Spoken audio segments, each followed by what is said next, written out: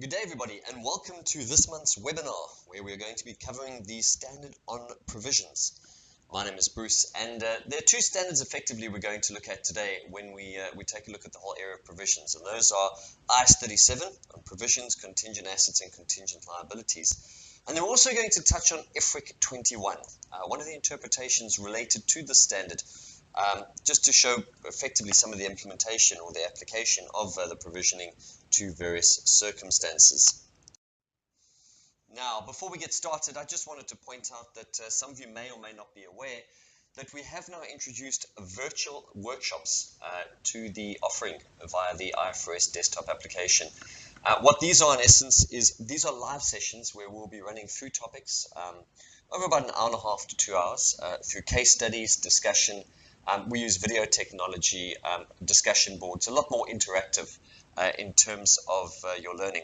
The first one of these is running on the 23rd of August. That's this month, where we will be workshopping IFRS 15 on revenue. If you haven't registered for that, or if you are interested in registering for that, just go to the desktop application. You should have received an update for your application, in which you will now see an extra button at the bottom called the live workshops. Click on there and register for it, and I hope to see somebody on that. It is a new technology we're using. I think it's going to be quite exciting, as you'll be able to interact a lot more and I think get a much better understanding of the standard. So yeah, I hope to see some of you on the 23rd when we run that. Right, let's get into today's standard. And today we're going to start off by looking at IAS 37 on provisions. Now, the starting point in this standard is to look at the scope. In other words, what does IAS 37 apply to? Now, the standard effectively starts off by saying that this applies to the accounting for all provisions, contingent liabilities, and contingent assets, except those resulting from executory contracts, unless, of course, they're onerous, and we'll look at onerous contracts later, or those covered by other standards. Now, I think the second one of those is quite easy and self-explanatory. Those that are covered by another standard will clearly fall into that. But what about an executory contract? What exactly are we talking about when we talk about executory contracts? Let's take a look at an example. Assume you decide to hire me to come into your office and do IFRS updates for you. We agree that I'll come in and do updates over the next 5 years, and you would pay me $100,000 per year for that. Today, we sign a legally binding contract for that. We're in August, let's assume we go to December year end. So you sign a legally binding contract with me today for the next 5 years at $100,000 per year. What would you recognize at year end?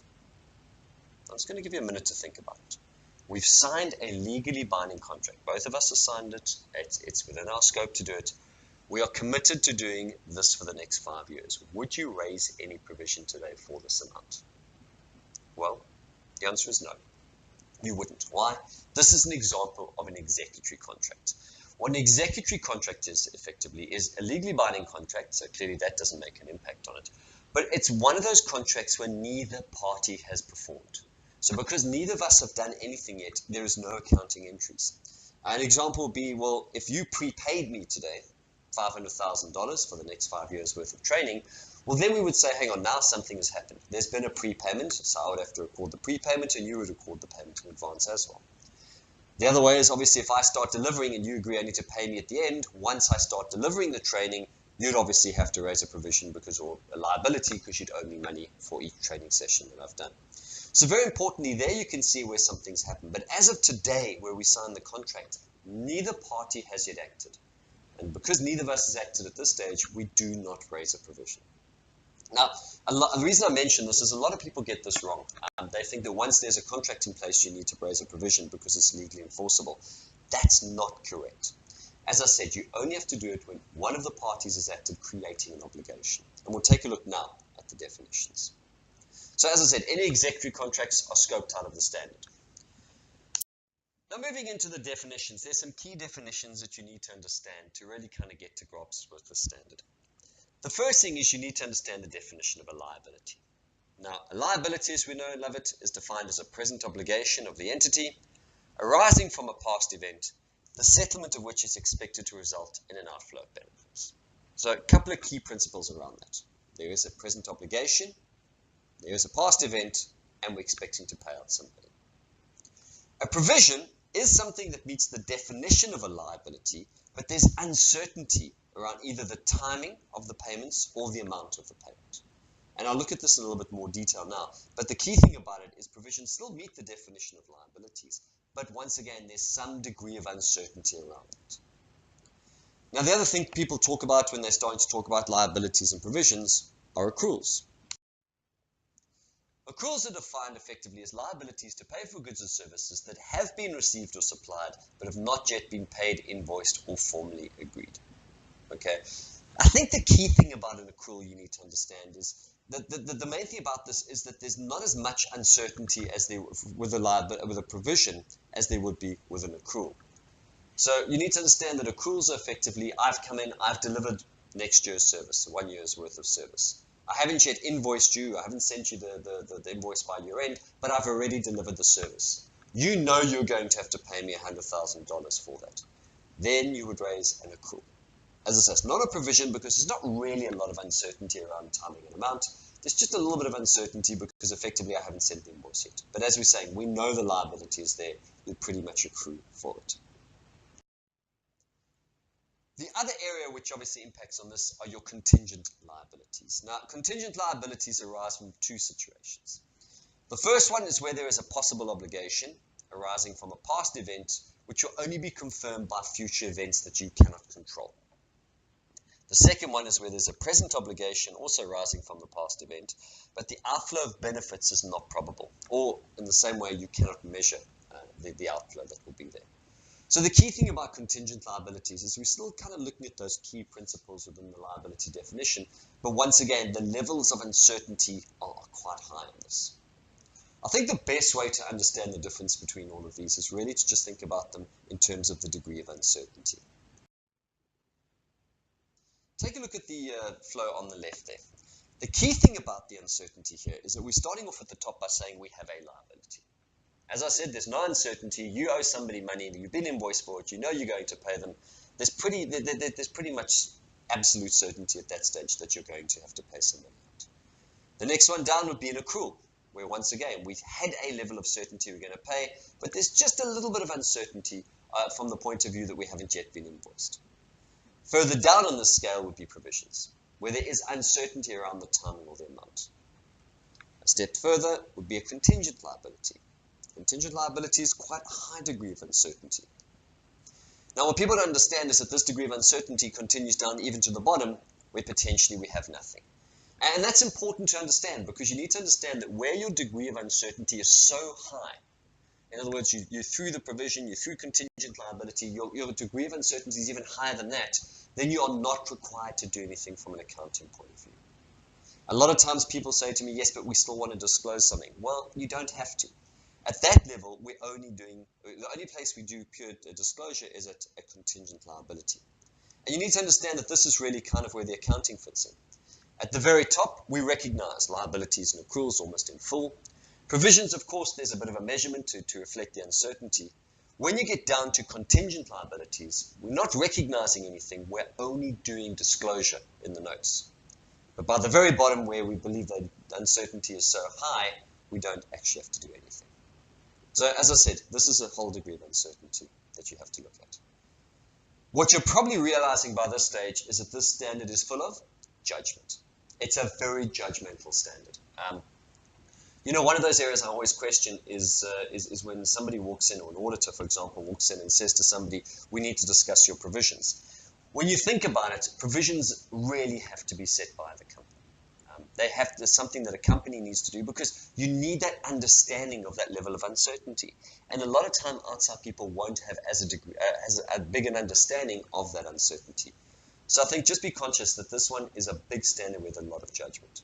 Remember, of course, where you are raising material provisions, you do need to disclose those judgments in the notes under IAS 1. Remember, IAS 1 presentation of financial statements requires you to disclose key assumptions and judgments that you've made. Well, I think you should ensure that the provisions are those that you consider would potentially need to be made. Now that we know effectively that we're in the standard and we're dealing with a provision, let's take a look at the recognition criteria for that. The standard says that in order to recognize a provision, you need to meet the three criteria we mentioned earlier. Firstly, there must be a present obligation as a result of a past event. Secondly, there must be an outflow of benefits. And lastly, you've got to be able to reliably estimate it. Let's take a look at each of these in detail. Now, the first criteria says you need to have an obligation. Now, that obligation can arise either legally or constructively. Now, legal obligations are a bit easier to understand. These arise out of either contracts that you've entered into, or they could be some sort of legislative requirement that's given rise to an obligation. Now, example of a contractual one is you and I have entered into a contract for me to deliver services. I have delivered services to you. Therefore, we have a legal contract in which I will have to pay you. Those are easier to understand, I think, because we can see that they're there. The second one, of course, that I mentioned there is those that arise out of law or out of some sort of legislation, where once again you could be required to effectively have some sort of provision because there's an obligation for you to pay something under a applicable law. The ones that create a little bit more of a discussion generally are things like the constructive obligations. Now, constructive obligations arise generally out of some sort of pattern of past practice that you've done, or it could be out of published policies that you've put out there. But the important thing is this is a constructive obligation arises when you've acted in a certain way and you've created a valid expectation in the public's mind or in the mind of those people who are affected that you will act in a certain way. By doing that, you've effectively created an obligation. Now, these can also happen generally by nature. For example, I could have employees, and my employees know that I pay a 13th check every year at the end of the year. I do it every year. I have done it for the last 20 years, and the message I've given to them is that I'll probably do the same this year. At the end of the year, there's nothing in the employment contracts that require me to do it, yet I've already said to them that we'll do it, and we've created an expectation that's the way we'll act. In that situation, obviously, we'd be able to raise a provision for that. The other side could be that we've sometimes seen people creating constructive obligations where they haven't necessarily meant to. And I'll give you an example that I had. Many years ago, it was about 2005, 2006, a client of mine was a manufacturing client, and they decided to put out a sustainability report. Now, many of you may remember that back, we're talking 10, 11 years ago, this is when sustainability started becoming a big thing, and everybody's concern for the future and obviously for how green companies were started becoming quite a big issue, especially for those listed companies. So my client decided to go and put out a wonderful printed, irony in that itself, but a wonderful printed statement on how green they were, what they were going to do, how they were going to protect the environment, dismantle their factories, rehabilitate sites, and there's a whole lot of discussion around what they were going to do in the future. End of the year came along and the auditors arrived and said to them, we saw the statement, well done, we think it's great that you're committed to the environment, but you need to raise a provision. And the client turned around and said no. They said, what you don't understand is that there's no legal requirement for us to do this. We had done this more as a public relations or marketing exercise.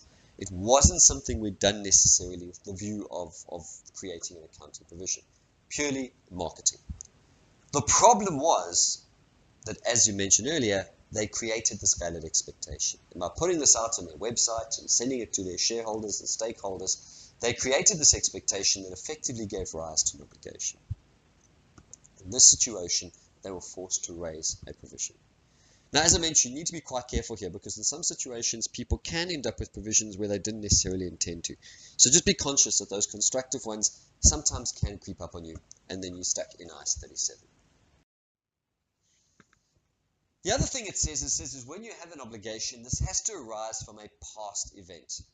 Now, this is quite important to understand because later I'm going to show you some examples of where people are creating provisions where they shouldn't be. And a lot of it comes from the fact that people don't understand that you need to have a past event. Key thing about the past event is that there needs to be an obligation in which there's no realistic alternative but to settle it. In other words, we're saying you're going to settle something. At this stage, you believe that it's pretty certain you're going to at least have to pay something out. An obligation also cannot depend on the future actions of the company. In other words, it can't be something that you could decide to do. So, for example, we decide that effectively I want to refurbish my offices. So today I decide we're going to refurbish the office next year. And I decide that because I'm going to refurbish the office next year, I raise a provision today. That's not correct to do. There's been no past event. Why? Because at that point, I could decide next month we're going to cancel the refurbishment. These are all internal, dependent on our actions. The other thing it says, it always has to involve a third party. Okay, so what we're saying here effectively is you've got to have a third party involvement.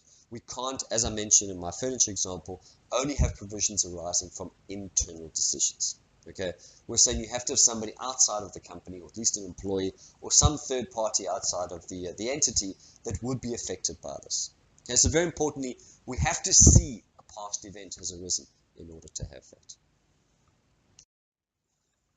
Next thing says, right, once we know we've got an obligation as a result of a past event, we need to then say that it's probable there's going to be an outflow of benefits. Now, what is probable? This is, of course, where a lot of the judgment comes in, and a lot of times you'll need to effectively apply some sort of judgment.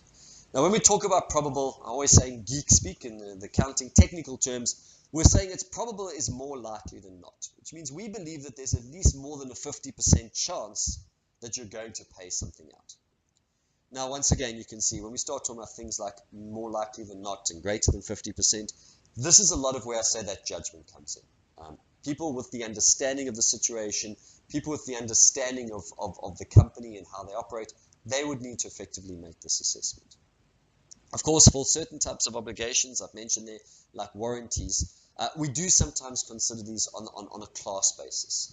So, for example, if I'm selling products with a warranty, if I've sold 1,000 products this month, I'm not going to go through each 1,000 sales and determine each one individually whether I think it's probable or not that I'll pay something out.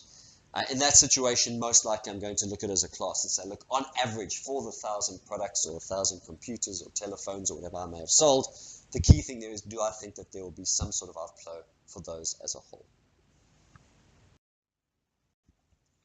The other thing I have to be able to do, of course, is I have to be able to reliably estimate it.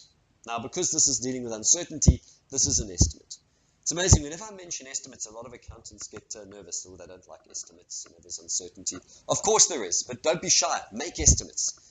If you look at what the standards say, it says estimates are a necessary part of the preparation of financial statements and do not undermine their reliability. This is why we disclose key judgments, we disclose details around these. So make an estimate in terms of how much you think you're going to pay out. In most cases, you'll be able to determine some sort of range of possible outcomes. Okay, and we'll look at measurement just now, but you should be able to know somewhere along the line, what do we think is some sort of range? In other words, I think there's a 10% chance I'm going to pay out to 100%, there's a 20% chance I'll pay out to 50% of the people, and there's a 70% chance I'm going to pay nobody. You generally, from your history, from your industry, from some sort of practice, should have some understanding of where we are in terms of that range of outcomes. If in an extremely rare circumstance you can't make an estimate, so if you're looking at something and say we just don't have enough data to make that estimate, well, what you're really saying then is you're saying we've got a much greater level of uncertainty. And you remember what we discussed earlier when we looked at that table, if you've got a high level of uncertainty, push that down. And of course then you're most likely going to be sitting in the contingent liability box, in which case you'd make disclosure about this but not measure. Once again, if it's so high your uncertainty that you can't even get to a contingent liability, well then you're probably down in the nothing box. So just be conscious that generally the view is if you're saying you can't reliably estimate, most likely you're down in a contingent liability or potentially in the nothing box from there. Okay, so now we know we're going to recognize a provision. We've got the present obligation as a result of a past event.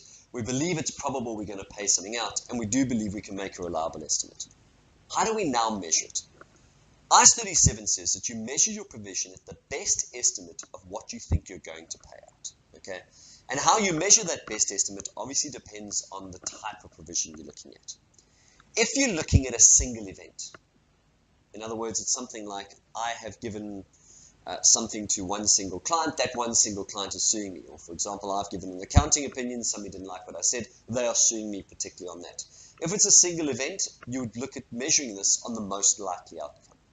Okay, so you'd say, what is the most likely outcome on the situation? And that is what you'd use to measure your provision.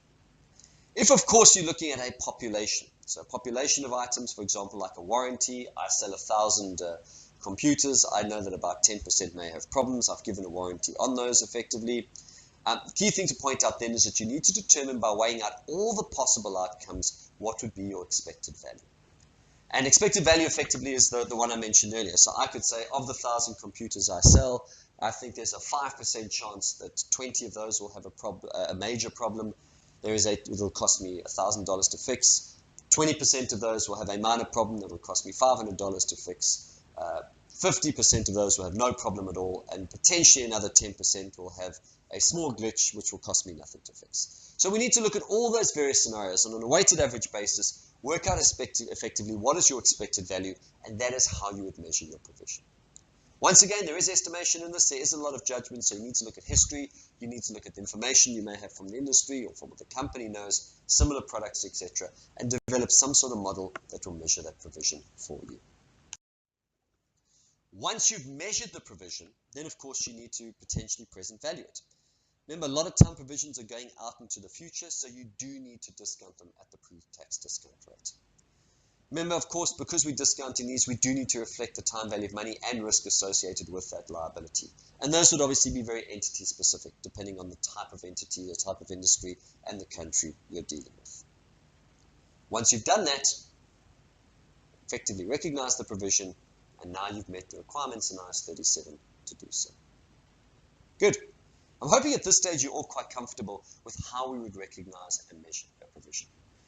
You will notice I keep using that word judgment, but unfortunately that is the way IAS 37 works. There just is a lot of judgment in the standard. Now what about reimbursements? For example, I could have a situation where I've taken out an insurance policy against a particular warranty I've given or against a particular event, and I know that I'm going to be paid out. Well, the standard says where you've got a reimbursement effectively against something, it puts in quite a high measure in order to recognize that. So for liabilities, it's quite interesting where we've gone through a whole range of things where different levels of uncertainty or certainties, you may look at them, require you to do different things. Everything from recognizing a liability through to disclosing a contingent liability through to nothing. On reimbursements, they're pretty strict, and they say you may only recognize a reimbursement when it is virtually certain. In other words, you can recognize the reimbursement when we are saying to ourselves, almost without a shadow of a doubt, in other words, there's about a 90% plus probability we're going to get paid out. Now, because this is quite a high hurdle, you can appreciate there could be a timing difference when you recognize the liability side and the asset side. Because on the liability side, you're probably going to recognize a provision or contingent liability disclosure a lot earlier than potentially you recognize the asset. So there can be a little bit of a mismatch here. Very importantly, if you are recognizing an asset for a reimbursement, you may not offset it against the provision in the balance sheet. In other words, you can't say, well, we've got a provision for warranty here, but we've got an insurance policy against it, we're just going to offset those two in the balance sheet. The standard does require you to disclose those gross. In other words, the asset separately and the liability or the provision separately. However, in the income statement or the profit and loss, you may offset them. So if you are raising the provision or the liability and the reimbursement asset in the same year, you can offset those in the income statement. So note that no offset in the balance sheet, but you can do that in an income statement. Now that's effectively the rules around provisions, and I just want to stop there for a second and talk about a couple of examples, because the one thing that a lot of people say to me is, but surely we should be raising more provisions. Isn't that more prudent? I think you've got to understand that the concept of prudence doesn't really work here, because otherwise you'd be raising provisions for everything. And the ISB had to get a lot stricter with provisions, because many years ago a lot of companies used provisions as a wonderful profit smoothing mechanism. In other words, in the good years they used to raise high provisions so that they only had a limited growth, and in bad years they could release those provisions, so once again they could show pretty much a nice steady growth.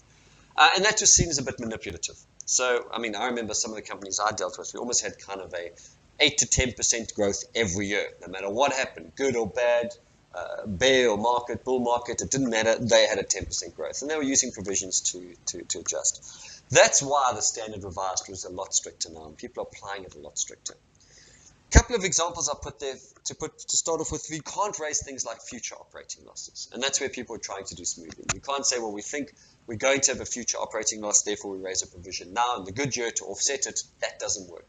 Why? We haven't had the past event. Okay, same as I've always said, you can't have those. A big one we see in practice are maintenance or refurbishing of own assets. That's one I see constantly, and I think is a big error, where people are saying we need to, for example, raise provisions for maintenance we required, and even where those are legally required. I'll give you an example. One of the industries I work with is the airline industry, and there's a certain check called a D check that's required on airline engines. So after every, and excuse me if I can't remember the exact hours, I think it's after every 5,000 flight hours or whatever it is, you have to have a D check.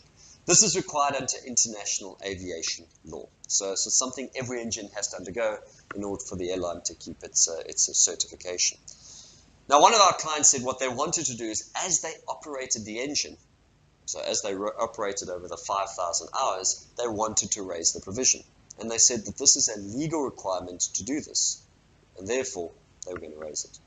Our answer was they couldn't do it. Why? Think about everything we've discussed today. The reason we wouldn't allow them to do this was because there was no past event. And the past event wasn't the flying of the 5,000 hours. The past event was crossing the 5,000th hour. In other words, engines on planes, some of you may not know, they're taken out and they're swapped out. So an airline will take an engine off, put another one on, put it in maintenance, store it for a while, keep it as a backup. The engines are quite actively managed. And the key thing to point out is the airline had it within its ability to take the engine off this plane at 4,900 hours and keep it, store it, even sell it. They could sell the engine without ever having to do that maintenance. Obviously, the maintenance would impact the selling price, but they could sell it without ever having to have done that maintenance. In other words, the company could take a decision to avoid that expenditure. Once again, as I mentioned earlier, if you don't have something involving an outside party where there's no realistic alternative but to settle it, you cannot raise a provision. Just interesting on that accounting, what we said to the client is we allowed them to capitalize the maintenance and then they could depreciate it over the following 5,000 hours. So they still didn't have to take the knock in 1 year, but it just had a different profile. Instead of building it up, we allowed them to capitalize it and write it off under I-16. The other warning I generally give people is any provision with the word general in it. You may have noticed this standard is pretty specific. In other words, it requires you to raise provisions on specific items. So I always give a warning. If you ever see anything with the word general in it, that should set off alarm bells. General restructuring, general business risks, general provisions. We generally don't allow people to raise those. So yeah, just be careful. Take a look at the provisions in your company or the provisions at your client and just ensure effectively that you're comfortable all those provisions are valid and should be there. Now the other area that it talks about in IAS 37 are onerous contracts.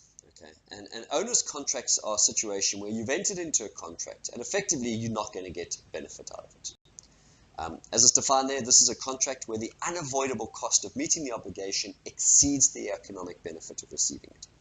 An example could be I go and I rent a 10-story building because my business is doing very well and I enter into a 10-year lease. In year 3, there's a massive downturn in my industry, so I have 6 floors that are sitting empty. I haven't been able to rent them out. The market's down, and maybe the property market is overflooded. There's no way I can rent out those 6 floors. So I'm using 4, but there are 6 floors that are just sitting empty at the moment. In that situation, I'm still paying rental on them, but I'm getting no benefit. That would be an onerous contract for those 6 floors. So what I would have to do, I'd have to raise a provision for that. And the standard says I would raise a provision at the lower of the fulfillment cost, in other words, the rental for the next 6 years, or any compensation or penalty if I cancelled it. Now this can be very, very onerous. Why? Because you've got to raise a big provision in a year. And this can happen anywhere.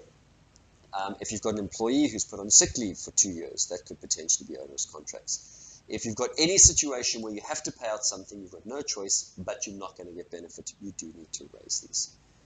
Once again, if you do have an onerous contract, if it is related to an asset, just a comment at the bottom there, that obviously this would be an indicator of impairment. And under IAS 36, you would need to then also consider the asset for impairment. So you could potentially have quite a double knock, where you're taking an impairment on the asset and you're having to raise a provision for this onerous contract.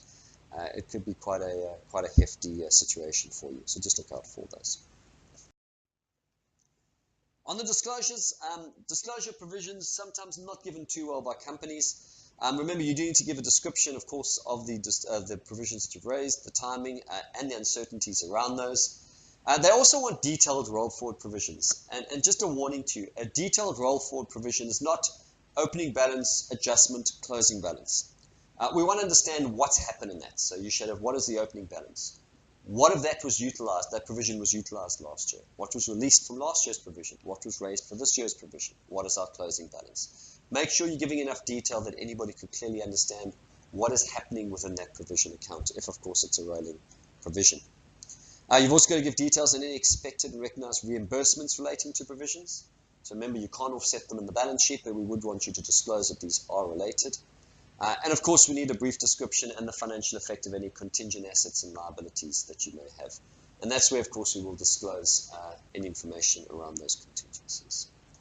Now, this can be quite difficult for companies, especially in a situation where potentially they're going to be prejudiced in a legal situation. So an example could be that I'm being sued by somebody, in my previous example, for giving bad advice. Don't worry, nobody's ever done that, but let's just assume somebody is suing me for bad advice. I wouldn't want necessarily at year end to say, I'm being sued by company X, I think that I'm going to lose some money, and I think I'm probably going to have to pay out $2 million.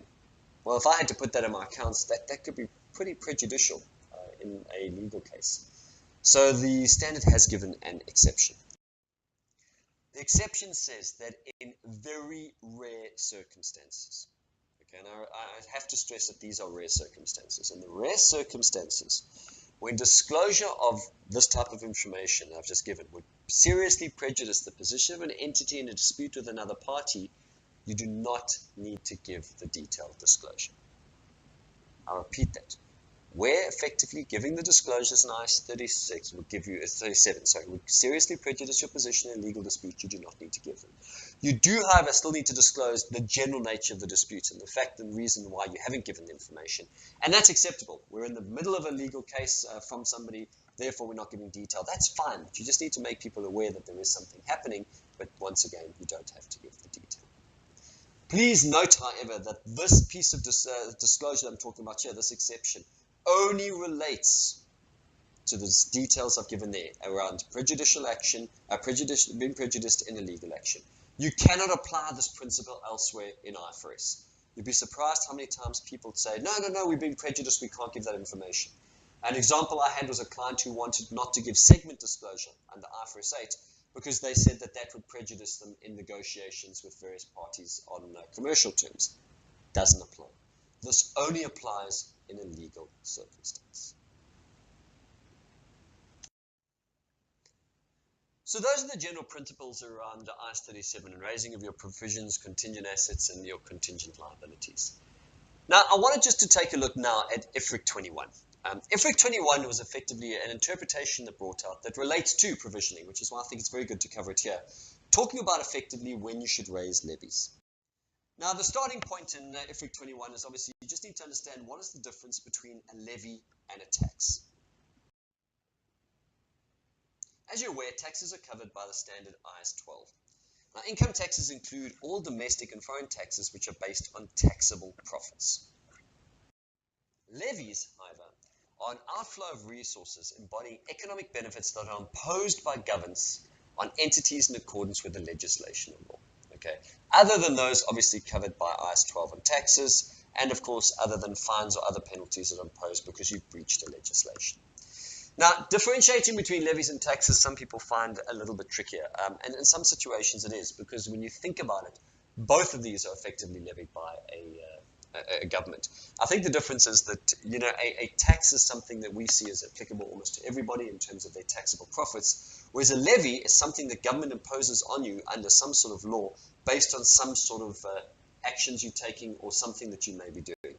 So we'll take a look at some examples of that now, and you can see how that works. IFRIC 21 applies to two types of transactions. Firstly, it applies to the accounting for liability to pay a levy that's within IAS 37, and it applies to the accounting for liability to pay levies whose timing and amount is certain. So it's those that are definite liabilities and those that fall within a provision. Key to note is it doesn't apply to the following types of transactions. So, for example, costs that arise from recognizing a liability to pay a levy. So if there's a cost on getting a valuer or an expert, those are excluded. Outflows of resources within the scope of other standards. Payment for the acquisition of an asset or the rendering of services under contractual agreement with government. And any liabilities that arise from emission trading schemes. Okay, so very importantly, those types of transactions are scoped out. So what are the issues that we deal with purely in IFRIC 21? IFRIC 21 effectively addresses 6 things, okay, and those are listed in the 6 boxes here. We're going to go through each of these in detail. The first one asks you, what is the obligating event that gives rise to the liability for the payment of a levy? When you're looking at what is the obligating event, the standard setters came to the conclusion that the obligating event is the activity that triggers the payment of the levy as identified by the legislation. I repeat that. They're saying the event that gives rise to it is the activity that you're undertaking as a company that triggers the payment of that levy as identified by legislation. Now let's take a look at an example to try and illustrate that. An entity operates in an industry that requires a levy to be paid when revenue is generated in 2017. That calculation of the levy is based on the revenue that was generated in 2016. What is the obligating event? I'm going to give you a couple of seconds just to think about it in your minds. Which of those, A or B, would be the obligating event?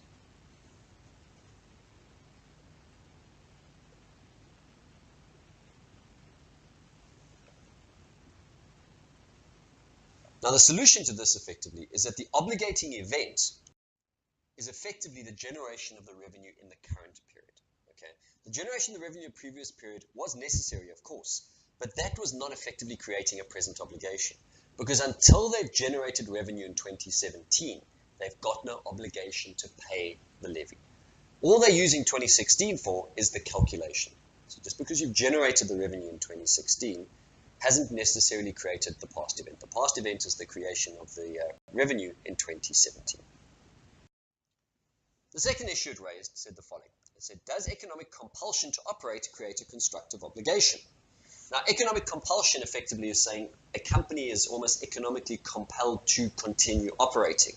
So if we think we're going to operate, for example, in my previous example, if we're going to continue to operate in 2017, surely that would create an obligation.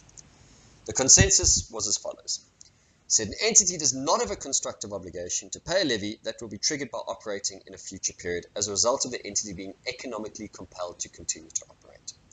So we're saying we don't necessarily feel that because you're saying we're going to continue operating, that gives rise to a past event.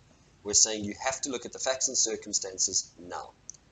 Compulsion to operate does not require it. Let's take a look at an example again to see how that plays out. Bank of Africa has a 31st of December year end. In accordance with the legislation, a levy is triggered in full only if the entity operates as a bank at the end of the annual reporting period. Two questions. One, when should a liability be recognized? And two, would your conclusion in A change if the amount of the levy depends on the length of time of the reporting period? I'll give you a couple of seconds just to think about that.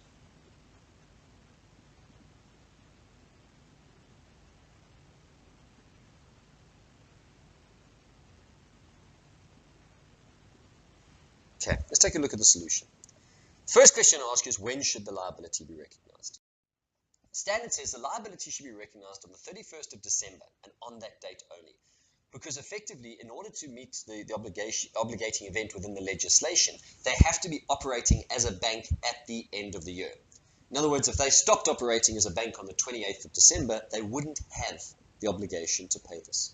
So the key thing to point out is the obligating event only happens on the 31st of December. So in this situation, the company could not raise a provision over the year. They'd have to raise a provision in full on 31st of December. The conclusion for this wouldn't change, okay, even if the amount of the liability is based on the length of the reporting period.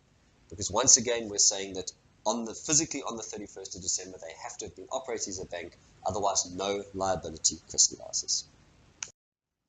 The third issue, they said, does the going concern assumption imply a present obligation? So this is building on from the economic compulsion and taking it a step further. What they're saying here is, remember, when we prepare accounts on the going concern basis, and of course when auditors sign off on the going concern assumption, we're saying we believe the company will continue for the foreseeable future. Well, surely the fact that that's the basis in which we're preparing our accounts must mean that that we should be erasing the provision. Standard once again said no. It says the preparation of the financial statements under the going concern assumption does not imply that an entity has a present obligation to pay the levy. Okay, so the same thing here. If the event is going to be triggered by operating in the future, in other words, the obligating event has not yet taken place, we cannot say that going concern or, as per question 2, the economic compulsion assumption would trigger the raising of a provision. Issue 4. Does the recognition of a liability to pay the levy arise at a point in time or progressively over time? In other words, should we raise it over the year, or would you just raise it at one point in time? Well, the consensus effectively says that that would depend, of course, on the obligating event. In other words, if it's raised progressively over time because that's how the event takes place, then that's how we do it. Whereas if it's a point in time, we'd only raise it at a point in time. Let's take a look at an example of how we would do that. Bank of Africa, once again, is the 31st of December year end. In accordance with the legislation, the levy is triggered progressively as Bank of Africa generates revenue during the reporting period. The amount of the levy is calculated by reference to the revenue generated by the entity in each reporting period. When would they recognize the liability? Let's take a moment to read through it again and think, when would you recognize it? Well, I think the obvious answer here that you can see is this would be done over time. The liability here clearly is recognized progressively over the year, because unlike the previous example where it arose at 31st of December, here they're saying that you will be levied on the revenue you're generating throughout the year. So as you generate revenue throughout the year, you could raise a provision for that levy, because even if you stopped operating on the 1st of December, you would still be required to pay for the first 11 months.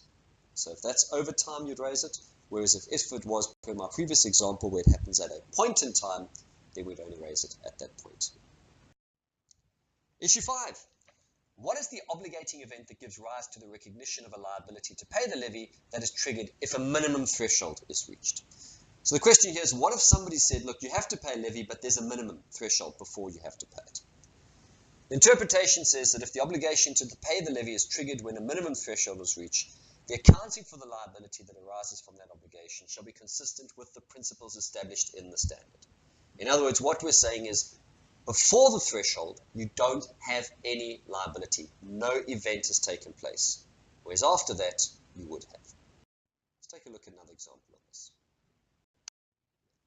Bank of Africa is required by legislation to pay a levy based on the following revenues. We're saying anything between 0 and 50 million, they would pay 0%, but anything over 50 million, they would pay 2%. Bank of Africa reaches the revenue threshold of 50 million on the 10th of July, and its year end is 31st of December. How would you raise the provision on this? Well, effectively what they're saying is that up to 50 million, so from the 1st of January to the 10th of July, they would recognize no provision. Even though they know over the year that they would exceed the 50 million, it's irrelevant. We're only worried about the levy once they've crossed it. So from 1st of January to 10th of July, they would recognize no provision. As at 10th of July to the 31st of December, once they've crossed that 50 million threshold, they would then effectively recognize the 2%. Okay, so key thing to point out here is the obligating event effectively is the activity undertaken after the threshold is reached. And the last one. Are the principles for recognizing in the annual financial statements and the interim financial report the same? So the question is, would you apply the same principle to the interims as you would to the year-end accounts? And the answer clearly here would be yes, you would. You would apply effectively the same principle across the board. So what we're saying there in essence is we're saying that in the interim report, if there's no obligation, you would not raise a provision in the interim. So if I just jump back to my Bank of Africa example previously, where we said that they crossed the threshold at the 10th of July. What we're saying here is at their interim report in June, there would be no provision for this levy. They would only have the provision arising in the second half because they only crossed the 50 million at the 10th of July. Okay, so key point out here, if there's no provision at half year, you cannot say, but we know we're going to have it at year end, therefore we'll raise a percentage of it. Key point is you can only do it once you've crossed that provision. Final thing to point out is if you do prepay a levy where you haven't yet met the obligation, you would then recognize that as an asset. So for example, if I only had the obligating event on the 31st of December, whereas what I was doing is I was paying it throughout the year. So maybe the regulator says you've got to pay throughout the year based on an estimate, but the obligation only arises at the end of the year. In other words, if you stop trading before the end of the year, they'd refund those payments. Then any payments you've made throughout the year would have to go into an asset. You can't say, well, because we've paid the cash, we therefore recognize the provision. Remember, the key thing to point out here is the payment of cash is not the triggering event for the provision. So very importantly here, any prepayments recognized as you would with any other as a prepayment on the balance sheet. That, ladies and gentlemen, was IFRIC 21. And I'm hoping you can see it's a good illustration of how the principles in IAS 37 apply to any other interpretations or any other situations you may face. That, in essence, folks, is the end of today's webinar. I hope you got some value out of it. Remember, if you do want to relook at the webinar, it will be in the Fundamentals platform, so you can download it. There is also the quiz in the Fundamentals platform if you're wanting to effectively get your CPD for the session. You can just go to Fundamentals and do the quiz relating to the IS-37 webinar. There is also an e-learning in IS-37 if you want to go through this in a bit more detail. All right. That's it for me then, folks. Thank you very much. I hope you enjoyed the session. Remember, there is the live session coming up next week, Tuesday. I do hope that some of you will join us on that. Other than that, take care.